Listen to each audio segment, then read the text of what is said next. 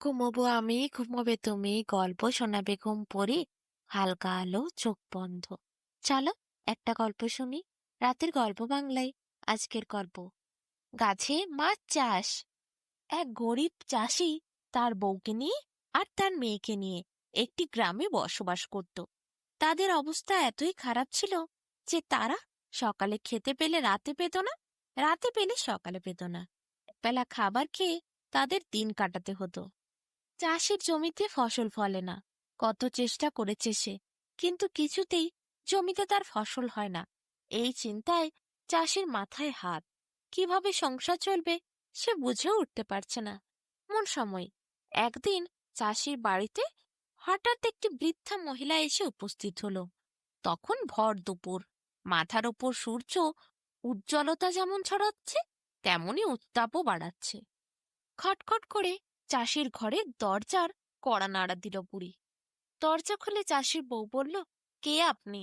বুড়ি বলল, আমি অনেক তৃষ্ণার্ত, আমাকে একটু জল দেবে মা? বুড়ির এই কথা শুনে এক গ্লাস জল নিয়ে এলো চাষির বউ। বলল, এই নিন। বুড়ি ঠকঠক ঠকঠক করে সেই জল পান করলো। তারপর বলল, আহ, খুব শান্তি পেলাম মা। তোমার দুয়ারে একটু বসতে পারি? চাষির বউ বলল, হ্যাঁ, বসুন, কিছু অসুবিধে নেই, আপনি যতক্ষণ ইচ্ছে বসুন। বুড়ি বলল, বিকেলে যাব, অনেক রোদ, হাঁটতে পাচ্ছি না, অনেক দূর থেকে এসেছি, পৌঁছতেও অনেক দেরি হবে। এখন আমি এত রোদে আর যেতে পারবো না, তোমাদের দুয়ারের কাছে বসছি, একটু বিশ্রাম নি, বিকেলের সময় যাব। চাষিরা চাষির বইয়ের মন কিন্তু অনেক সহজ সরল ছিল। দয়া মায়া করুণা সব তাদের মনে ভরে পড়েছিল। অভাবের সংসার হলে কি হবে, গরিব হলে কি হবে, তাদের মন ছিল অনেক বড়। সেদিন চাষিও দেখল বৃদ্ধা মহিলাটি এই ভর দুপুরে তাদের দুয়ারের পাশেই বসে আছে। কুঁড়ে ঘরের ছাউনিতে সে একটু বসে বিশ্রাম নিচ্ছে, জড়িয়ে নিচ্ছে নিজেকে। বিকেল বেলা সে হাঁটতে শুরু করবে। চাষির বউ হঠাৎ করে চাষিকে ডাকলো, বলল, শোনো না, একটা কথা আছে। চাষি বলল, হ্যাঁ বলো। চাষির বউ বলল, আজকে না আমার ভাত খেতে ইচ্ছে করছে না, আমার ভাতটা ওই বুড়িমাকে দিয়ে দেবো। দুপুরবেলা উনি আমাদের বাড়ি এসেছেন, কিছু খেতে না দিলে কেমন একটা লাগে না বলো? চাষি বলল, আমারও তাই মনে হচ্ছিল জানো। তুমি এক কাজ করো, তুমি তোমার ভাতটা ওনাকে দিয়ে দাও, আর আমার যে ভাতটা আছে সেটা আমরা দুজনে অর্ধেক অর্ধেক করে খেয়ে নেব। চাষির বউ খুব খুশি হলো। এরপর তাড়াতাড়ি ডাল ভাত তরকারি রান্না করলো। একটু তাদের উঠোনের সামনেই শাক হয়েছিল, সেই শাক তুলে এনে আলু দিয়ে ভালো করে রান্না করে নিল। আর ডাল আর আলু সেদ্ধ আর ভাত দিয়ে সাজিয়ে থালাটি নিয়ে গিয়ে ধরলো বুড়ির সামনে। বলল, বুড়িমা, আপনি এত রোদে ক্লান্ত হয়ে এসেছেন, একটু খাওয়া দাওয়াটা সেরে নিন, তারপর বিকেলে বেরোবেন। বুড়ি তখন অবাক হয়ে তাকিয়ে রইল চাষি বউয়ের দিকে।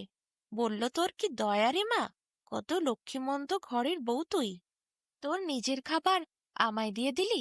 চাষির বউ বলল, না না, আমাদের খাবার আছে তো, আমরা খেয়ে নেব।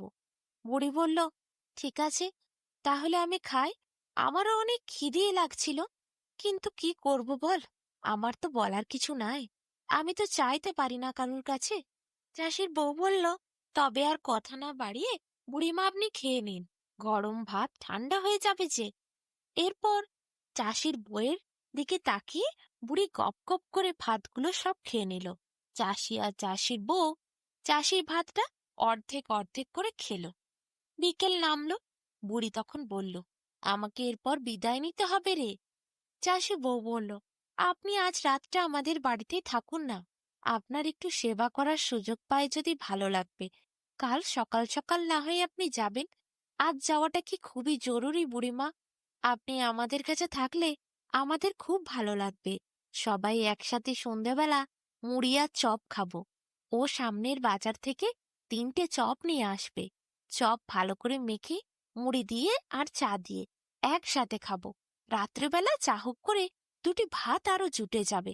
একটা দিনের ব্যাপার তো, আমরা এমনিতে থাকি 2জন, আর ছোট বাচ্চাটা ও তো সেরকম কিছু খেতে চায় না। আপনি যদি দয়া করে থাকেন আমাদের খুব ভালো লাগবে। বুড়ি চাষির বইয়ের এত আন্তরিকতা দেখে অত্যন্ত মনটা প্রসন্ন হয়ে উঠল। আনন্দে সে বলল, ঠিক আছে মা, তুই যখন বলছিস, এত আমার উপর জোর করে, এত কাকুতি মিনতি করে রাখার চেষ্টা করছিস, তখন আমি আজ যাব না, কাল সকালেই যাব। বুড়ি এরপর সেই বিকেলটা রয়ে গেল। চাষির একটি ছোট্ট বাচ্চা মেয়ে ছিল। সে সারাক্ষণ বুড়িকে জড়িয়ে ধরে ঠাকুমা ঠাকুমা বলে খেলা করতে শুরু করলো। বুড়ি বিকেলবেলা সেই ছোট্ট বাচ্চাটিকে নিয়ে উঠোনে কত খেলা করলো। তারপর যেই সন্ধ্যা নামলো, অমনি চাষির বউ এক গ্লাস করে চা, মুড়ি আর চপ নিয়ে এলো। বুড়ি পেট ভরে খেলো। রাত্রিবেলা আবার গরম ভাত আর ডাল বুড়িকে দিল চাষির বউ। চাষির কাছে সেরকম পয়সা ছিল না। একটি কোটোতে অনেক পুরানো কিছু পয়সা জমিয়ে রাখা ছিল। সেই পয়সায় খরচা করে চপ মুড়ি এনেছিল চাষি। বুড়ি সেটা দেখতে পেয়েছিল আড়াল থেকে। এদের কত বড় মন, সেটাই বুড়ি দেখে ভাবছিল। এইভাবে খুব আনন্দ করে রাতটা পার হলো। সকালবেলা বুড়ি বলল, আমাকে যে চলে যেতে হবে রে মা এরপর। চাষির বউয়ের চোখে জল চলে এসেছিল। বলল, জানেন, আমার শাশুড়ি মা বছর কয়েক আগেই মারা গেছে। তাই আমার মেয়েটি আপনাকে ঠাকুমা ভেবে কত আনন্দ করলো। আপনি মাঝে মধ্যে যদি আমাদের বাড়িতে আসেন, আমাদের খুবই ভালো লাগবে। ও নতুন ঠাকুমা পাবে, আমার খুব ভালো লাগবে। বুড়ি বলল, তাই আজ থেকে তাহলে চাষি আমার ছেলে, তুই আমার বৌমা, আমি মাঝে মধ্যেই তোদের বাড়ি আসবো। চাষির বইয়ের কথাটি খুব ভালো লাগলো। বুড়ি এরপর চাষির বইয়ের হাতে একটি গাছ দিল। বলল, এই গাছটি তোদের ওই জমিতে লাগাবি, যেই জমিতে ফসল ফলে না। বুড়ির মুখে এই কথা শুনে অবাক হয়ে চাষির বউ বুড়ির দিকে তাকিয়ে রইল। বলল, আপনি কি করে জানলেন আমাদের জমিতে ফসল ফলে না? বুড়ি বলল, আমি সব জানি, আমার অজানা কোনো কিছুই নেই। এই গাছটি তোরা কালকে জমিতে যেয়ে লাগিয়ে দিবি। এই গাছের থেকে দেখবি অনেক মাছ বেরোবে। সেই মাছগুলো তোরা নিয়ে গিয়ে বাজারে বিক্রি করলে অনেক পয়সা পাবি। বুড়ি এ কি বলছে, গাছের থেকে মাছ বেরোবে? তা আবার হতে পারে নাকি?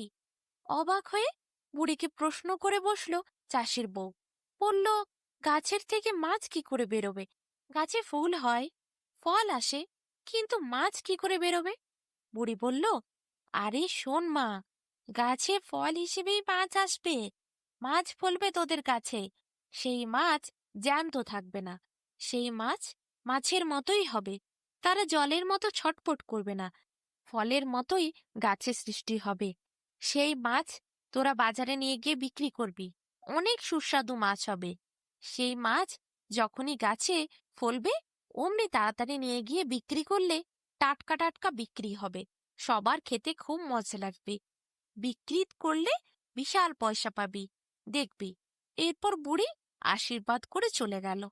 চাষি যখন ঘুম থেকে উঠল, চাষির বউ বলল, বুড়িমা চলে গেছে, যাওয়ার আগে এই কাজটি দিয়ে গেছে, জমিতে লাগাতে বলেছে। চাষি তার বউকে নিয়ে এরপর জমিতে গেল। একটা বড় গর্ত খুঁড়ে সেখানে গাছটিকে পুঁতে দিল। কিছুক্ষণের মধ্যে গাছের থেকে সুন্দর সুন্দর মাছ বেরিয়ে এলো। সেই মাছগুলো কি টাটকা মাছ ছিল, যেন এইমাত্র পুকুর থেকে তোলা হয়েছে। মাছগুলোকে নিয়ে এরপর ঝুড়ি ভর্তি করে বাজারে গেল চাষি। মুহূর্তের মধ্যেই মাছগুলো সব বিক্রি হয়ে গেল। মাছগুলো এত সুন্দর টাটকা টাটকা দেখতে যে সব লোকে তাড়াতাড়ি করে এসে কিনে নিল। পর প্রতিদিন সকাল হলেই ভোর ভোর সেই মাছগুলো ফুটতো। আর তারপর সেই মাছগুলোকে পেড়ে নিয়ে চাষি যেত বাজারে। বাজারে মাছ বিক্রি করে করে সে অনেক টাকা রোজগার করতে লাগলো। অনেক ধনী হয়ে গেল চাষি।